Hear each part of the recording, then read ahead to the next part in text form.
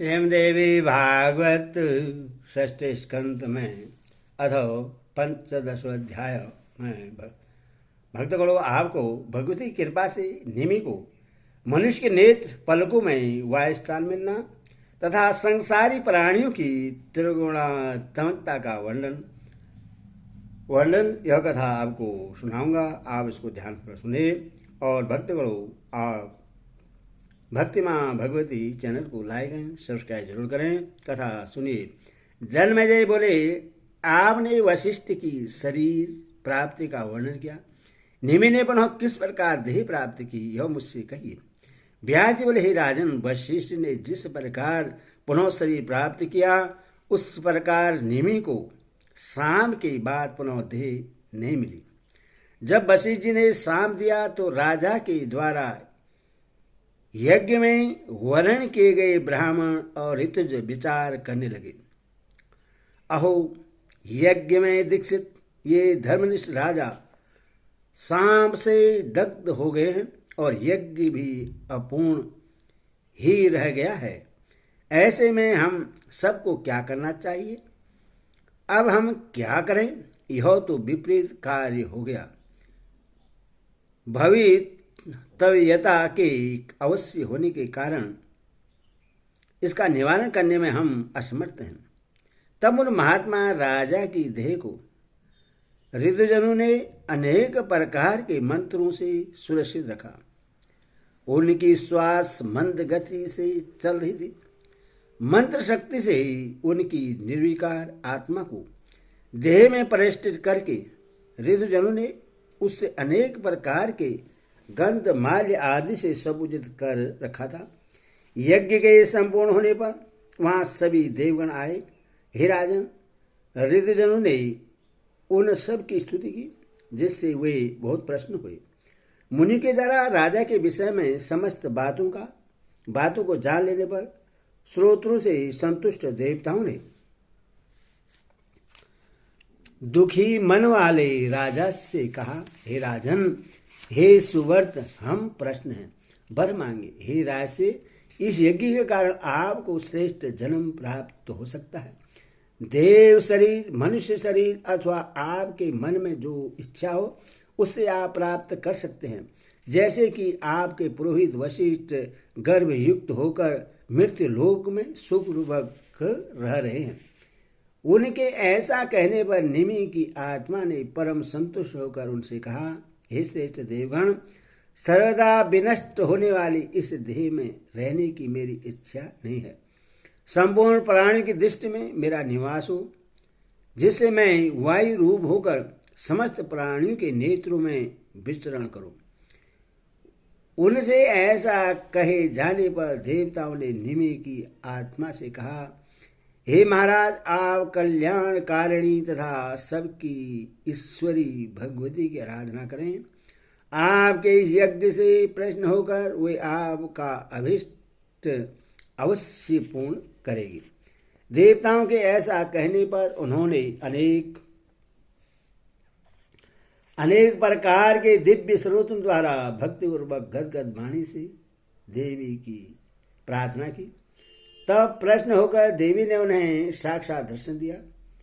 उनके करोड़ों सूर्य के प्रभा के समान तथा लावण्य से दीप्यमान सबको देखकर सभी कृतकृत हो गए और उनके मन में परम प्रसन्नता हुई।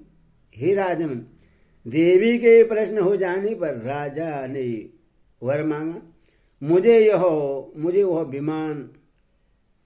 वह विमल ज्ञान दीजिए जिसे मोक्ष प्राप्त हो जाए तथा समस्त प्राणियों के नेत्र में मेरा निवास हो जाए। तब प्रश्न हुई। देवेश्वरी जगदम्बा ने कहा, तुम्हें विमल ज्ञान प्राप्त होगा, परंतु अभी तुम्हारा पारबंध शेष है। समस्त प्राणियों के नेत्र में तुम्हारा निवास भी होगा। तुम्हारे कारण ही प्राणियों के नेत्र में पलक गिराने की शक्ति होगी। तुम्हारे निवास के कारण ही मनुष्य, पशु तथा पक्षी निमिष पलक गिराने वाले तथा देवता अनिमिष पलक न गिराने वाले होंगे। इस प्रकार उन राजाओं को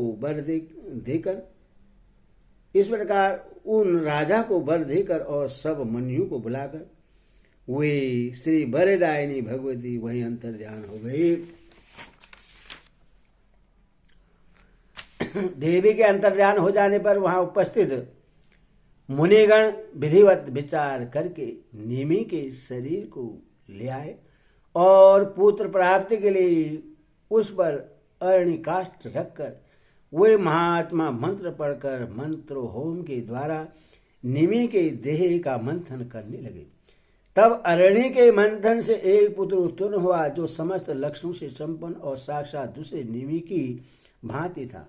अरणि के मंथन से इसका जन्म हुआ था, अतः यह मीथी ऐसा कहा गया। और जनक से जन्म होने के कारण जनक के यह नाम वाला हुआ। राजा निमि विधेय हुए, अतः उनके कुल में उत्पन्न सभी राजा विधेय ऐसा कहे गए। इस प्रकार निशि के पुत्र राजा जनक प्रसिद्ध हुए। उन्होंने गंगा के तट पर एक सुंदर नगरी का निर्माण कराया जो मिथिला नाम से विख्यात है। यह गोपुरों, अटालिकाओं तथा धन धान्य से संपन्न और बाजारों से शोभित है। इस वंश में जो अन्य राजा हुए वे सभी जनक कहे गए। वे सभी विख्यात ज्ञानी और विधेय कहे जाते हैं। हे राजन, इस प्रकार निमि की उत्तम कथा का मैंने आपसे वर्णन किया। साप के कारण उनके विधेय होने का भी मैंने विस्तार से कह दिया। राजा बोले, हे भगवान, आपने निमि के शाम का कारण बतलाया। इसे सुनकर मेरा मन सहजग्रस्त और अत्यंत चंचल हो गया है। वशिष्ठ जी श्रेष्ठ ब्राह्मण थे, राजा के पुरोहित थे और वे कमल योनि ब्रह्मा जी के पुत्र थे। तब राजा निमि ने उन मुनि को कैसे साँप दिया? निमि ने उन्हें गुरु और ब्राह्मण जानकर क्षमा क्यों नहीं किया? यज्ञ जैसा शुभ कार्य करने पर भी उन्हें क्रोध कैसे आ गया? धर्म का रहस्य जान करके वे इक्ष्वाकु वंश में उत्पन्न राजा ने क्रोध के वशीभूत होकर अपने ब्राह्मण गुरु को साँप क्यों दिया?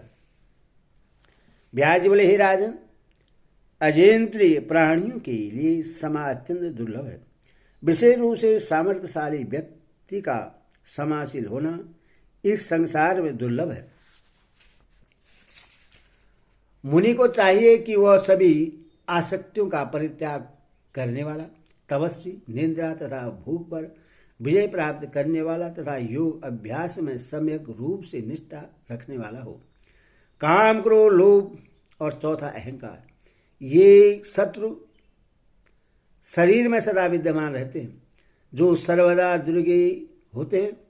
संसार में न पहले कोई व्यक्ति हुआ है, न इस समय है और न तो आगे होगा जो इन शत्रु को जीत सके। न स्वर्ग में, न पृथ्वी लोक में, न ब्रह्मलोक में, न विष्णु लोक में और न तो कैलाश में भी ऐसा कोई व्यक्ति है जो इन शत्रुओं को जीत सके। जो मुनिगण ब्रह्मा जी के सभी पुत्र तथा अन्य श्रेष्ठ तपस्वी लोग हैं, वे भी तीनों गुणों से बधे रहते हैं। तो मृत्यु लोक के मनुष्य की बात ही क्या है? कपिल मुनि सांख्य शास्त्र ज्ञाता, योगाभ्यास प्राण तथा शुद्ध चित्त वाले थे, परंतु उन्होंने भी देवश सगर पुत्र को भस्म कर दिया। अतः हे राजन, कार्य कारण रूप अहंकार से ही यह त्रिलोक उत्पन्न हुआ है, तो फिर मनुष्य उससे वियुक्त कैसे रह सकता? ब्रह्मा, विष्णु, शिव और शिव भी त्रिगुण से बधे हुए हैं। उनके भी शरीर में गुणों के पृथक पृथक भाव उत्पन्न होते हैं। जब एकमात्र सत्व प्रधान देवताओं की भी यही स्थिति है, तो फिर मनुष्य की क्या बात? हे राजन, गुणों का संकर मेल सर्वदा विद्यमान है। कभी सत्वगुण की वृद्धि होती है तो कभी रजोगुण की वृद्धि होती है, कभी तमोगुण की वृद्धि होती है और कभी तीनों गुण बराबर हो जाते हैं। हे वे परमात्मा निर्गुण, निर्लेप, परम अविनाशी, सभी प्राणियों से अलक्ष्य, अप्रेमी और सनातन है। उसी प्रकार वे परमा शक्ति और निर्गुण ब्रह्मा में स्थित अलबुद्धि प्राणी के द्वारा दुर्गे समस्त प्राणियों की आश्रय है। परमात्मा और पराशक्ति इन दोनों में सदा से एक ही हैं, उनका स्वरूप अभिन्न है। यह जानकर प्राणी समस्त दोषों से मुक्त हो जाता है। इस ज्ञान से मुक्ति हो जाती है। यह वेदांत का दिव्य घोष है। जो यह जान लेता है वह इस त्रिगुणात्मक संसार से मुक्त हो जाता है। ज्ञान भी दो प्रकार का कहा गया है। प्रथम शब्दाधिक ज्ञान बतला गया है। वह ज्ञान बुद्धि की सहायता से वेद और शास्त्र के अर्थ विज्ञान द्वारा प्राप्त हो जाता है। बुद्धि वे भिन्न के अनुसार इस ज्ञान के भी बहुत से भेद हो जाते हैं। इनमें से कुछ ज्ञान कुतर्क से और कुछ सुतर्क से कल्पित होते हैं। कुतर्कों से भ्रांति की उत्पत्ति होती है और विभ्रम से बुद्धिनाश हो जाता है। बुद्धिनाश से प्राणियों का ज्ञान नष्ट हो जाना कहा गया है। हे राजन, अनुभव नामक वह दूसरा ज्ञान तो दुर्लभ होता है। वह ज्ञान तब प्राप्त होता है जब उसके जानने वाले का संग हो जाए। हे भारत, शब्द ज्ञान से कार्य की सिद्धि नहीं होती, इसीलिए अनुभव ज्ञान अत्यंत अलौकिक होता है। शब्द ज्ञान अंतकरण के अंधकार को दूर करने में उसी प्रकार समर्थ नहीं है जैसे दीपक संबंधी वार्ता करने से अंधकार नष्ट नहीं होता। कर्म वही है जो बंधन न करे और विद्या वही है जो मुक्ति के लिए हो। अन्य कर्म तो मात्र परिश्रम के लिए होता है तथा दूसरी विद्या तो मात्र शिल्प संबंधी कौशल है। शील, परोपकार, क्रोध का अभाव, क्षमा, धैर्य और संतोष, यह सब विद्या का अत्यंत उत्तम फल है। हे भूपति, विद्या, तपस्या अथवा योगाभ्यास के बिना काम आदि शत्रुओं का नाश कभी नहीं हो सकता। हे राजन, मन चंचल और स्वभाव तो अति दुर्ग्रह होता है। तीनों लोकों में तीनों प्रकार के प्राणी उसी मन के वश में रहते हैं। काम, क्रोध आदि भाव चिदजन्य कहे गए हैं। ये सब उस समय नहीं उत्पन्न होते जब मन पर विजय पा ली जाती है। हे राजन, इसलिए निमि ने मुनि को उस प्रकार क्षमा नहीं किया जिस प्रकार यदादि ने अपराध करने पर भी शुक्राचार्य को क्षमा कर दिया था। पूर्व काल में भृगुपुत्र शुक्राचार्य ने निर्विशेष यदादि को सांप दे दिया था, लेकिन राजा ने क्रोधित होकर मुनि को सांप नहीं दिया और स्वयं वृद्धावस्था को स्वीकार कर लिया था। हे राजन, कोई राजा शांत स्वभाव और कोई क्रूर होता है। स्वभाव में भेद होने के कारण इसमें किसका दोष कहा जाए। पूर्व काल में हे वंशी क्षेत्र ने ब्रह्म हत्या जनित पाप की उपेक्षा करके धन के लोभ में भृगुवंशी ब्राह्मण पुरोहितों का कोपाविष्ट होकर समलोचित कर दिया था। इति श्रीमद् देवी भागवत महापुराण षष्ठ सहस्त्र सहितानम षष्ठ स्कंदे देवी महिमिनम नाना भावनाम पंचमोऽध्यायः।